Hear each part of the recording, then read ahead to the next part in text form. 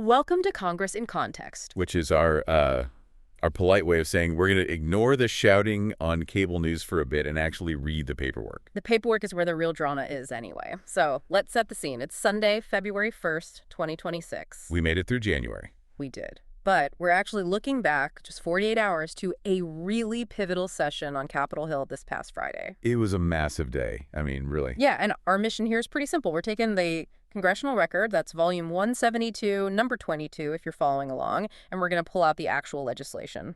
And, the weird procedural mechanics that nobody understands. And the local stories, the ones that always get buried under the big headlines. And Friday was just the perfect storm for this. You had the high drama of a near shutdown, deep philosophical arguments, and then these really specific local issues all happening at once. Okay, so let's start with the big one, the thing that kept the lights on. H.R. 7148. The Consolidated Appropriations Act, 2026. It sounds so boring. Consolidated Appropriations. But this is basically the entire checkbook for the U.S. government, isn't it? Almost. And that almost is the key to this whole story.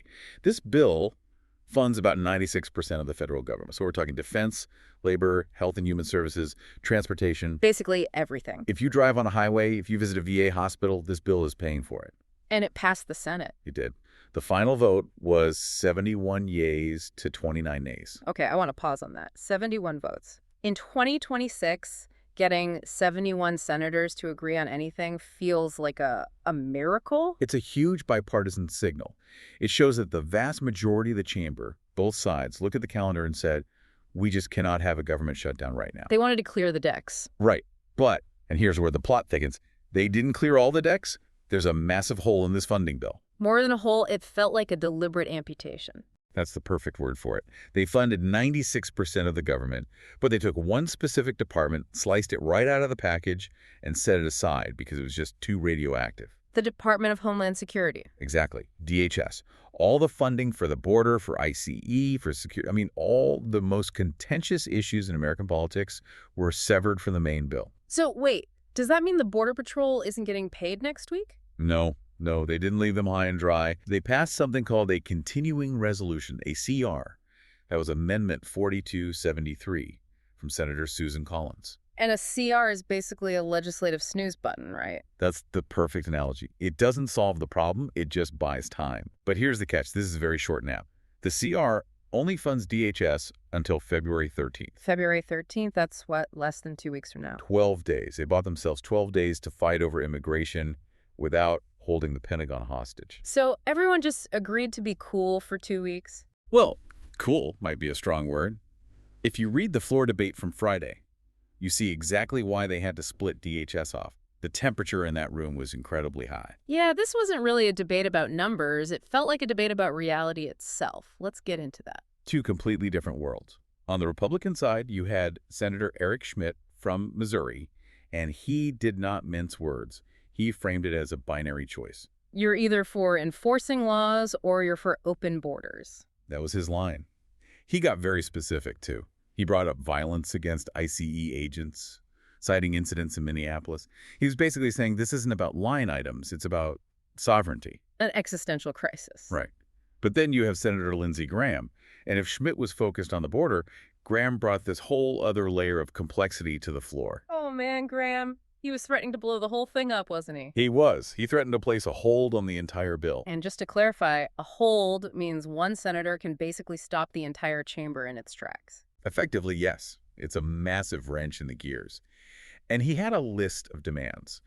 First, he wanted a guaranteed vote on legislation about sanctuary cities. The idea of criminalizing local officials who don't cooperate with ICE? Correct.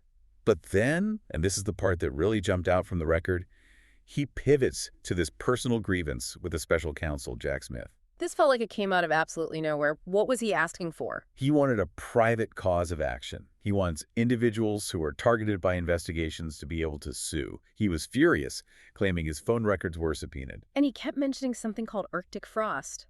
What on earth is that? It sounds like a Gatorade flavor, doesn't it? It really does. But Arctic frost was apparently a code name for a specific provision, some kind of protection against data subpoenas. He felt his own party in the House let it slide, and he was using a shutdown threat to try and force it back in. That's wild. It just shows how personal these things get. Politics is always personal. And speaking of personal, you had Senator Katie Britt from Alabama. She brought the debate right back to the victims of crime. Right, she brought up Laken Riley. She did. She used that specific tragic case to argue against any attempt to defund ICE. For her, this isn't abstract. It's about preventing tragedies. So that's the view from one side. Then you cross the aisle, and it's like a different dimension. You have Senator Bernie Sanders. Senator Sanders, yeah. He represented the progressive critique, and this is where you see why compromise is so hard. While the GOP wants more enforcement, Sanders introduced an amendment to do the exact opposite. He wanted to cut funding. Not just cut it. He proposed rescinding $75 billion appropriated for ICE. $75 billion with a B. It's a massive number. He called ICE a domestic army. His argument was, why are we spending billions on a force that he believes terrorizes communities when people can't afford a doctor? So he wanted to take that money and transfer it to where? Straight to Medicaid. It's the classic guns versus butter debate, but, laser focused on border agents versus healthcare. How did that vote go? It failed. But listen to this. The vote count was 49 to 51. Wow. So almost half the Senate was on board with that idea. Or at least willing to make a statement with their vote. It shows you just how split that chamber is. And then you had Senator Patty Murray from Washington, who was managing the bill for the Democrats. Right. And her focus wasn't even on the border wars. She was talking about the power of the purse. She framed this bill as Congress reasserting its authority over the executive branch. She mentioned the CDC, right? She did. She highlighted that the White House had proposed cuts to medical research and the CDC, and she said this bill is Congress saying no. Yeah. It was a defense of legislative independence. So you have all these fires, burning sovereignty, subpoenas, IC, the CDC. It must have been tense. Incredibly tense. And then, in the middle of all this, Senator Tom Tillis from North Carolina walks in and drops the best analogy of the week. The temperature check. I love this. He basically told his colleagues that threatening a shutdown over these issues is like getting in an argument with your spouse about the dishwasher. And then you bring up something they said back in 2019. That was his point. He said, look, we have a deal on 96% of the government. Why are we risking everything to scream about things we can't solve today? He told them all to lower the temperature. Good advice for marriage and the Senate, apparently. It worked. For now. But they only lowered the temperature for 2 weeks. Right. We're back to yelling on February 13th. Now, I want to pause the narrative for a second because something happened here that's a perfect learning moment. We hear these weird procedural terms, but on Friday, the star of the show was the motion to table. Yes. I saw this. It sounds so polite, like, let's put this on the table and talk about it. Right. But in the Senate, it means the exact opposite. If I move to table your amendment, I am moving to kill it. So it's a polite assassination. Precisely. It's a way to kill an idea without ever voting on its substance. It gives you political cover. So who was getting tabled on Friday? Well, it's starting with Senator Mike Lee from Utah. He introduced an amendment to strike all earmarks from the bill. And earmarks are those specific local projects, money for a bridge here, a museum there, the pork. Exactly. Senator Lee identified about $7 billion in earmarks. And he didn't just say cut spending. He listed specific things to try and embarrass other senators. He mentioned funding for things like puberty blockers and dance festivals. He's trying to create a 30-second attack ad. That's the whole game. And Senator Rick Scott of Florida did the same thing, targeting a specific group. So these amendments are on the floor, and it's a trap. If you vote no, you look wasteful. If you vote yes, you're killing your own projects. So what does Senator Murray do? She moves to table them. She does. She basically says, we are not having a debate about dance festivals today. We are moving on. And did it work? The motion to table succeeded, 67 to 33. So 2/3 of the Senate voted to kill the amendment without ever having to defend specific earmarks. That's the power of the motion to table. It lets the project stay, the bill pass, and senators go home and say they brought money to their state, all while avoiding a messy culture war vote. It's fascinating how the rules are designed to help them dodge bullets. That's the Senate. Okay, let's shift gears completely. We've been talking about the Senate floor, which is where the cameras are. But there's this other part of the congressional record that I find even more interesting because it's so quiet. The extensions of remarks. This is a great resource. They're written statements from House members, right? They aren't spoken out loud, but they go into the permanent record. It's like the official blog of Congress. Right. And it's where you see the real local priorities. We found a fascinating one from Representative Pete Stauber of Minnesota. This stood out to me because it scrambles the usual political lines. We think, Republicans like business, Democrats like unions. Exactly. But listen to this. Stauber submitted remarks about overturning a mining ban in a few counties up in Minnesota. Okay, so a Republican wants more mining. That sounds pretty standard. It does, until you see who's backing him. He included letters of support from major labor unions. We're talking North America's building trades unions, the operating engineers, Leon and A. Wait, the big labor unions are siding with a Republican against environmental regulations. You got it. Stauber is framing this as a battle for critical minerals, copper, nickel, cobalt for EV batteries. And instead of a corporate argument, he's making a labor argument. He's saying, do you want these minerals mined by American union workers or by child labor overseas? Wow, that is a powerful wedge issue. It pits the labor wing of the Democratic Party against the environmental wing. And he laid it all out in the record. It shows that local politics is often much more complicated than just red versus blue. Then we saw Representative Andre Carson from Indiana. He went in a totally different direction, international human rights. Yeah. While everyone else was looking at the budget, Carson used his space to reintroduce a resolution condemning ethnic violence in the Democratic Republic of the Congo. The DRC. It's a reminder that Congress still has a foreign policy role. But he also brought up a name listeners might remember, Shireen Abu Akleh. The American-Palestinian journalist who was killed a few years ago. In 2022, Carson reintroduced the Justice for Shireen Act, demanding a report on her death.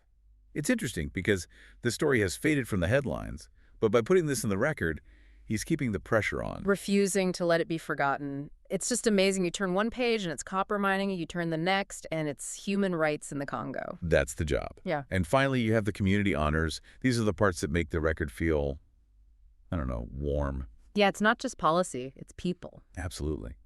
You had Representative Jimmy Patronis from Florida highlighting the 50th annual governmental prayer breakfast in Pensacola. 50 years. That's a serious tradition. It is. He emphasized the role of faith in public service.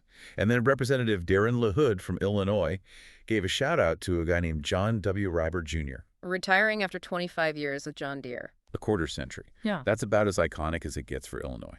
And LaHood did a nice job connecting this one man's career to this broader idea of American leadership in agriculture. And there was one more from Representative Ryan Zinke in Montana, honoring Donna Stageman Roberts. That was a really touching tribute. He linked her life story to Montana's resilience during World War II. It's these personal histories, people who aren't famous, getting preserved in the Library of Congress forever. It's pretty cool that Donna Stageman Roberts is now in the same official volume as a massive Appropriations Act. It captures the macro and the micro all at once. So let's wrap this up. We've got the spending bill, the fight over the border, procedural trickery, and local stories. Where does this leave us? Well, the government is open, the lights are on, that's the good news. But we are staring down the barrel of a massive showdown. February 13th. That's the date. The CR for Homeland Security expires. The fundamental disagreements we saw on Friday, they weren't solved. They were just paused. So in less than 2 weeks, we're going to see this exact same movie again, but with higher stakes. Very likely, yes. And remember Senator Tillis's temperature check. I have a feeling the mercury is going to start rising again very soon.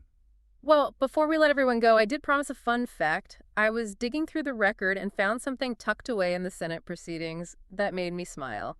Senate Resolution 595. Yes. The one thing everyone could agree on. Unanimous consent. The Senate agreed to a resolution congratulating the Indiana University Hoosiers football team for winning the 2026 national championship. And for a perfect 16U season. Look, I don't care about your politics. Going 16U is just incredibly hard to do. It is. And it's nice to see that amidst all the fighting, they can still pause for 30 seconds and say, good job to a bunch of college kids. A little unity from the Hoosier state. We love to see it. We'll take it where we can get it. Absolutely. Well, that's all the time we have. If you want to see exactly how your senator voted on that motion to table, or read Representative Stauber's full argument, you can find it all at congress.gov. It's the best source. Don't take our word for it. Read the record for yourself. Thanks for joining us on Congress in Context. We'll be watching as we get closer to that February 13th deadline. We'll catch you on the next deep dive.